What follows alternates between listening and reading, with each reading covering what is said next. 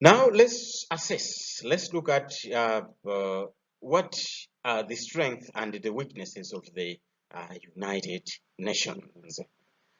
Uh, let's begin with the strength. The strength. Now, we are saying that the membership, its membership is more representative in nature, and that one is a strength. It's more, it's represented. So the major powers are members, unlike the League of Nations. So all the major powers today, they are the members of the League or United Nations. So that one is a strength. So, and again, its functions are so extensive as compared to the League of Nations. So it has so many, it has specialized agencies which work to reduce the possible cause of conflicts, such as food insecurity, poverty, education, and human rights abuse. So specialized agencies of the United Nations are almost everywhere.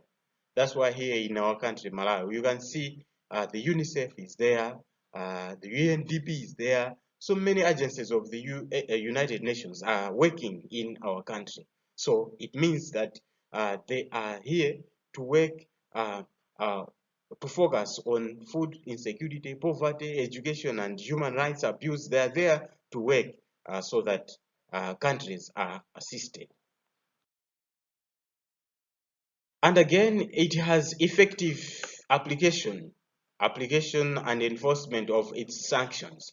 You know, the United Nations is able to inflict the sanctions to the countries that are not obliging or complying to its rules. So it is effectively working towards such things.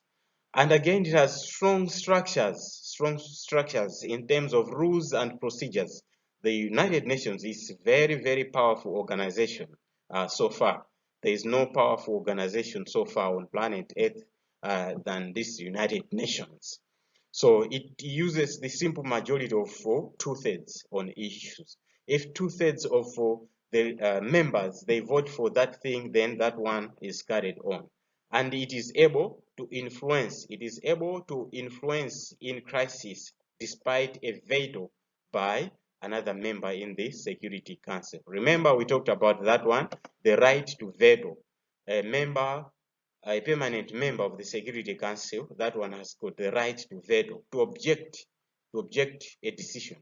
But then in 1950, there was what was called the Uniting for Peace. The United Nations voted for the Uniting for Peace, whereby even if there can be a veto to that decision, members of the General Assembly or they allow the United Nations to pass or to carry on with a certain decision because of the Uniting for Peace resolution, which was established in 1950.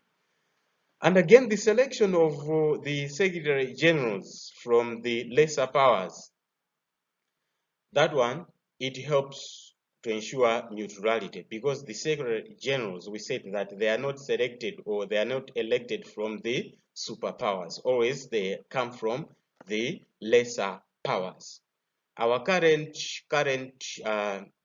United Nations General Secretary Antonio Guterres from is it from Brazil or Portugal? From Portugal, yeah. That one, Portugal is a lesser country. So we see to it that the lesser countries, they are the ones that provide the Secretary Generals. Now let's look at the case study of the United Nations successes. We're looking at the successes as well as the failures of the United Nations. So one case study is that of India. So this one was the Kashmir crisis of 1947. So India, as you know, earlier on, it was ruled by the princes.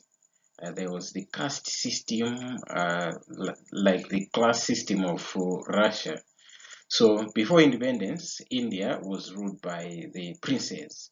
the princess. So after India got that independence in 1947, then what happened was that Kashmir, which was under Sahari Singh, they wanted to join India. They wanted to be in India. Just as you know, if you check the map of India, you find that in the northern part of India, there's Pakistan the other side, Kashmir the other side. Now, this territory of Kashmir, it was on its own, but the people of Kashmir, which was under Sahari Singh by that time, they wanted to join India. But what happened was that majority of the people were the Muslims. They were the Muslims, and they wanted to join Pakistan. So that was the problem there. To say majority of the Indians are the Hindus, so the Muslims are the minority. So they wanted to join their fellow Muslims, that is, in Pakistan. So that's what happened. So there was a dispute there amongst the people themselves. While the others, they wanted to join India, others wanted to join Pakistan. So there was a problem there. So the dispute, it was referred to the United Nations, and the United Nations itself, it arranged for a ceasefire because there were some fighting there. So the end result was that the United Nations successfully arranged for that ceasefire. And the second one, the second case study or case study whereby the United Nations was also successful in its missions was the Suez Canal. The Suez Canal crisis of 1956. So we have just looked at the Kashmir crisis of 1947. So there, the United Nations was successful.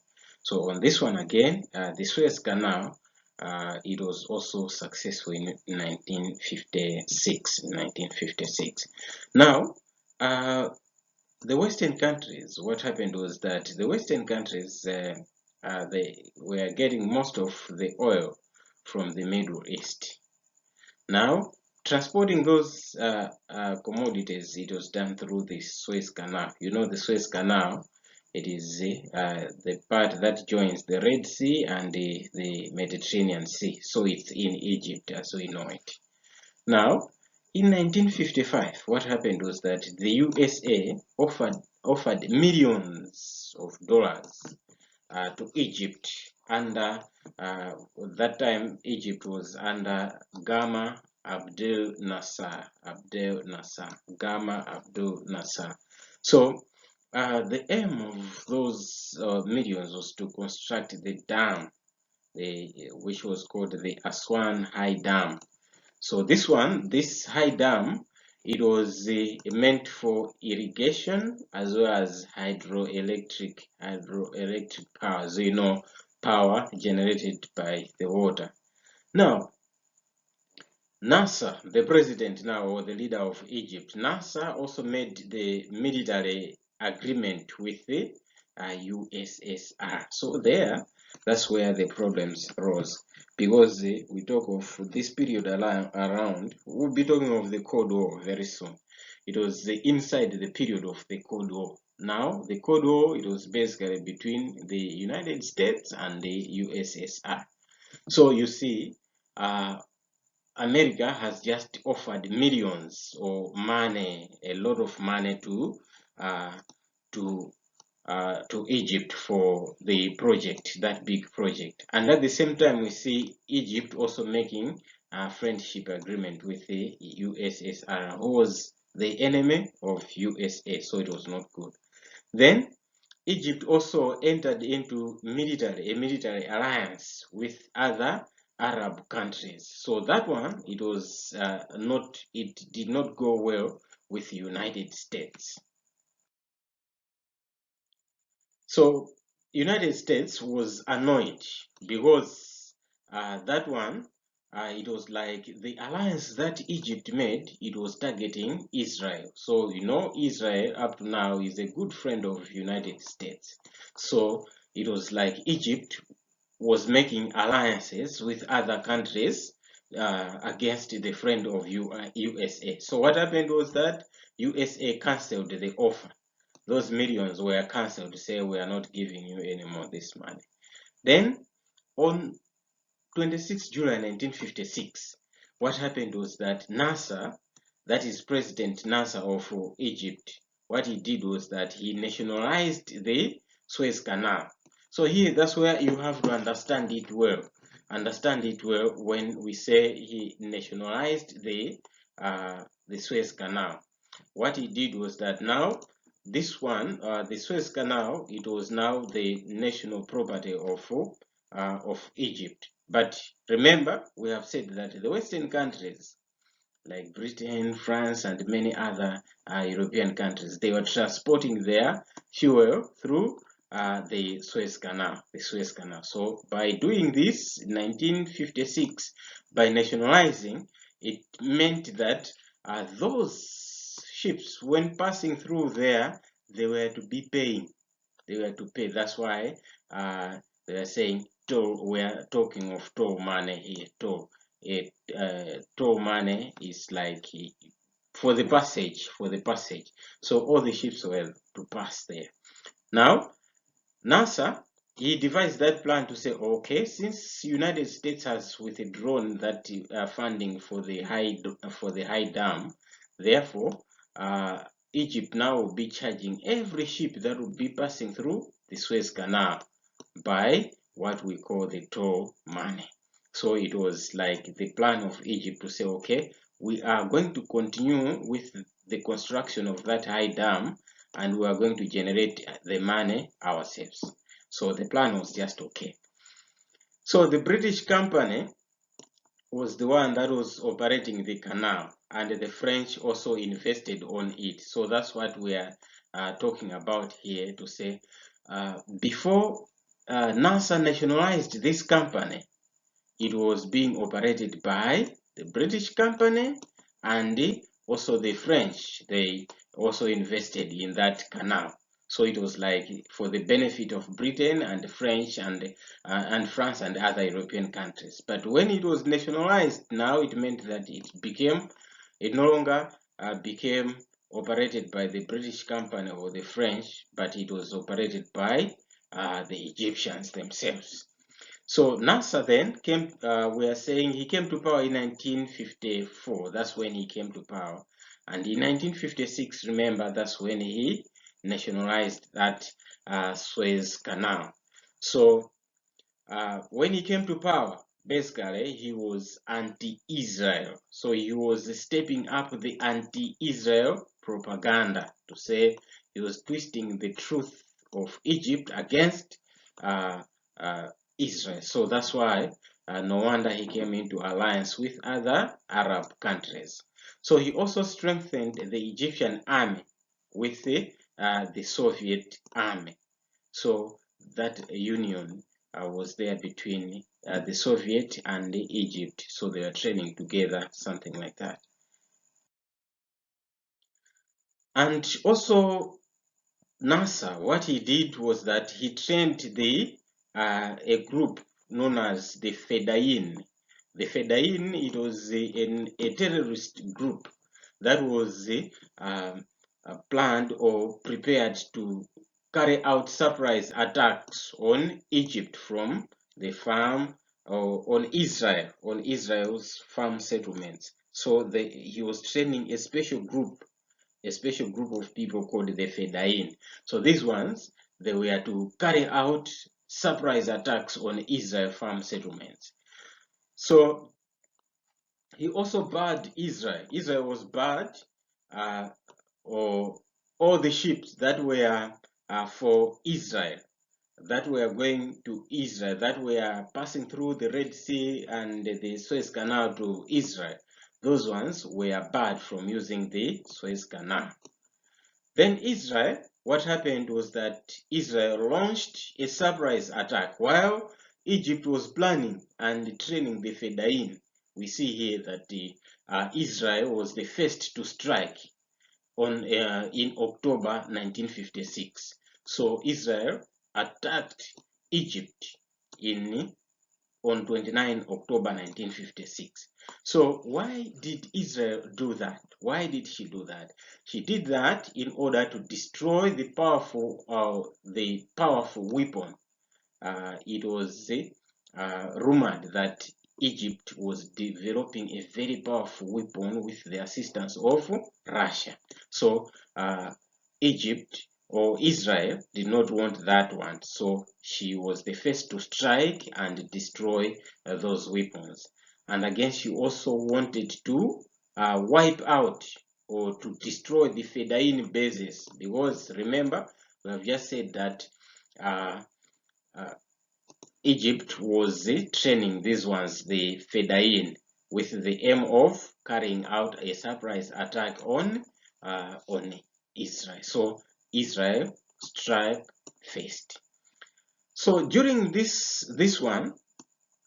Israel campaign, the British and the French troops, they occupied the Canal Zone on 5th November 1956. So you can see the drama there.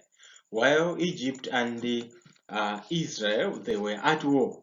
Then during that time, Britain and France, they quickly and occupied the Suez Canal to say we don't want any disturbance of our ships that are passing through here. Therefore, we have taken control of this Suez Canal, while Egypt has failed because she's just engaging in the war with Israel. So that's what happened. So why did Britain and France do that? Why did they occupy the Suez Canal? So they justified their action, number one, because they said they were disappointed at the nationalization of the Suez Canal, to say the Suez Canal, it was the shortest route of passage, that is of ship from the Far East to Europe.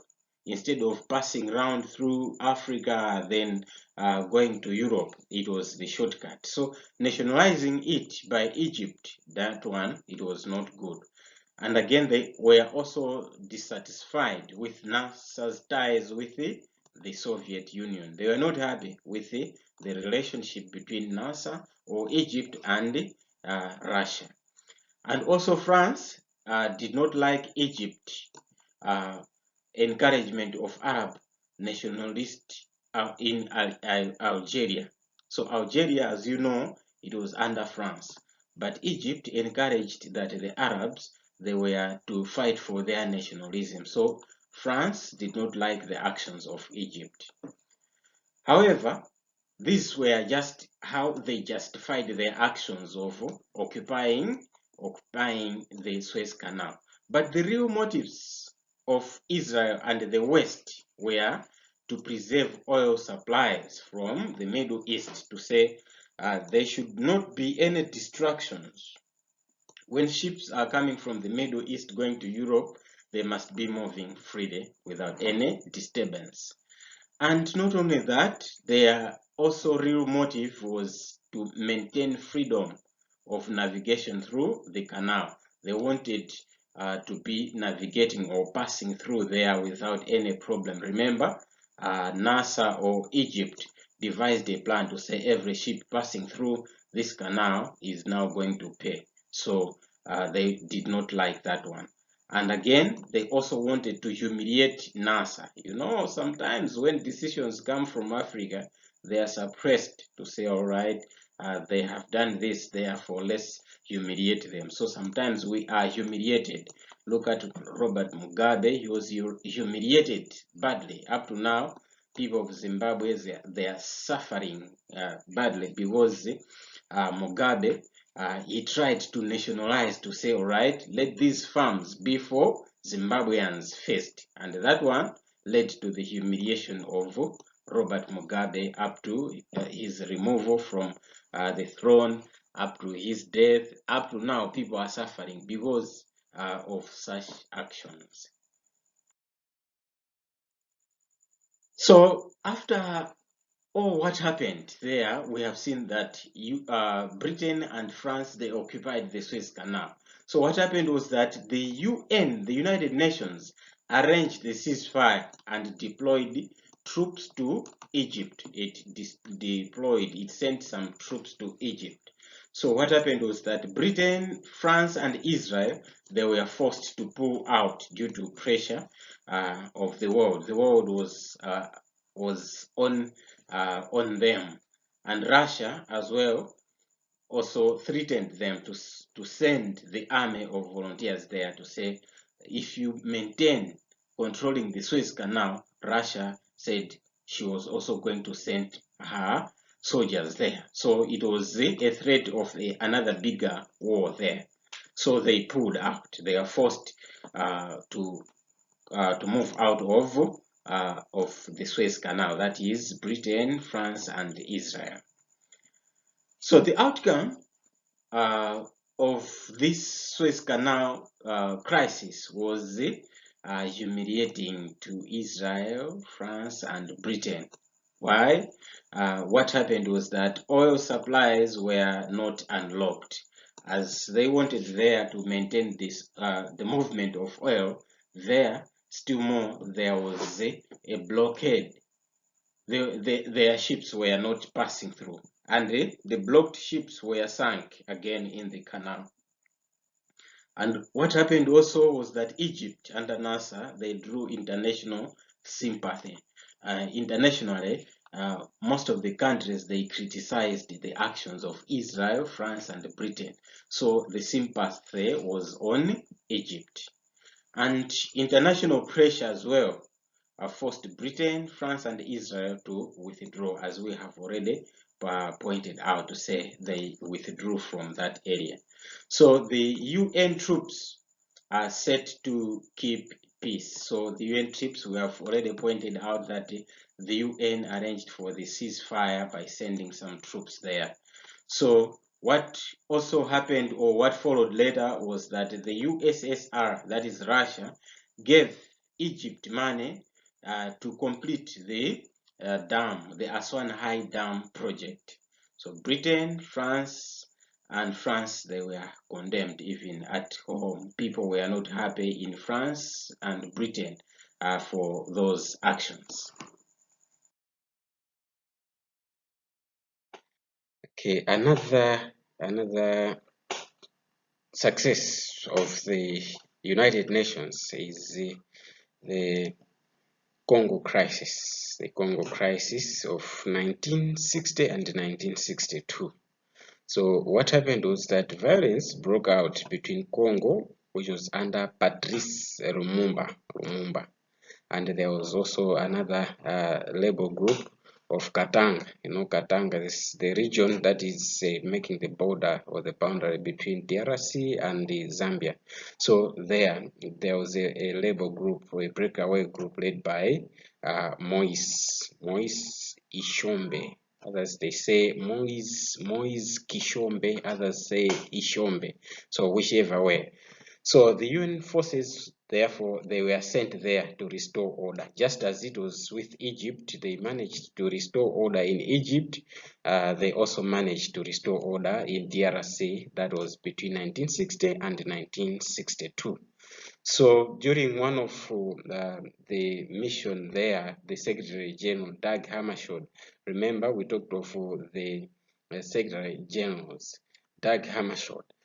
This one, he died in a plane crash there during one of the mission in that region, that is in DRC. So it was in 1962. So the UN peacekeepers, they managed to successfully prevent the civil war. So we are talking of there were two groups there, one led by Moise Kishombe or Ishombe, another one of Patrice Lumumba. But the UN intervened and managed to suppress any possibility of the civil war between these years 1960 and 1962 in DRC. Right, another strength of the United Nations is registered as the Gulf War.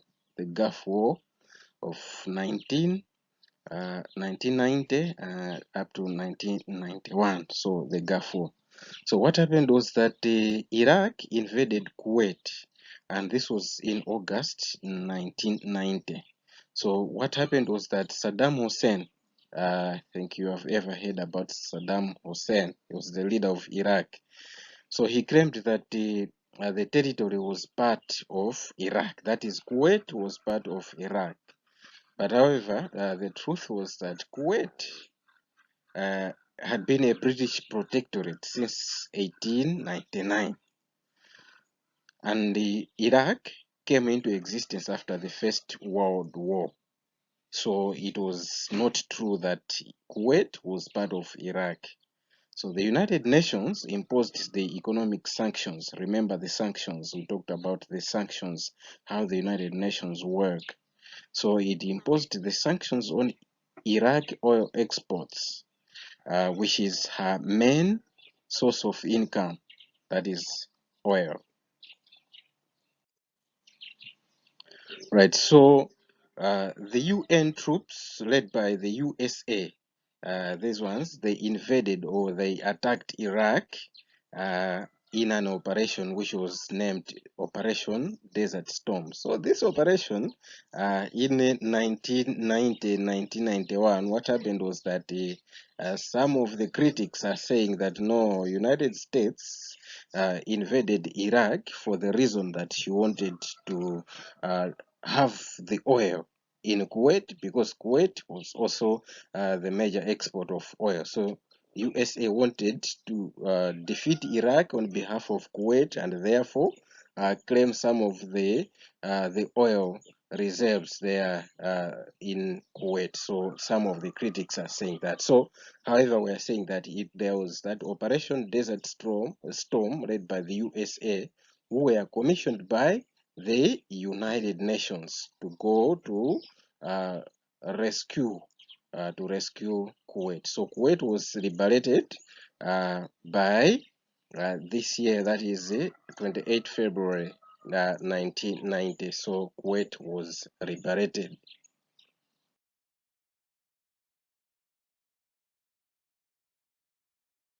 Simutaya nthawi yanu kufunafuna maphunziro muzakhala wotumidwa moyo wanu wonse. Ngati simuphunzira anthu azingokutumani, ajala kalime, ajala kuchwe manyazi, ajala katende yanti, ndipo anthu ophunzira wandu wotuma so kwambiri. Ndiye ngati simuphunzira, skulu akuyikirani aba mukhala otumidwa.